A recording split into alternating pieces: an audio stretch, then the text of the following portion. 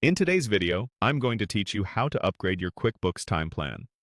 If you're ready to unlock advanced features in QuickBooks Time, you can do it right from within QuickBooks Online. I'll walk you through each screen so you know exactly what to click and what to look for, and I'll share a couple of tips to avoid surprises on your bill. Start by launching QuickBooks Time. To get there, open QuickBooks Online in your browser and head to the left navigation. Select All Apps, then choose Time to open QuickBooks Time. If you already have QuickBooks Time open in another tab, that works too. The path through QuickBooks Online just keeps everything in one place. Next, go to your subscription overview. In QuickBooks Online, click the gear icon in the upper right. From the menu, pick Subscriptions and Billing. This is where you manage all your Intuit subscriptions tied to the same account, including QuickBooks Time. Now, find the QuickBooks Time section. Scroll until you see the QuickBooks Time Premium area.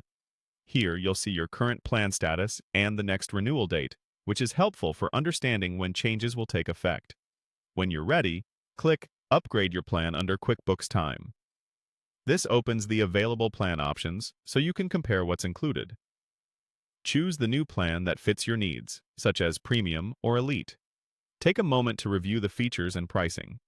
Think about what your team actually uses.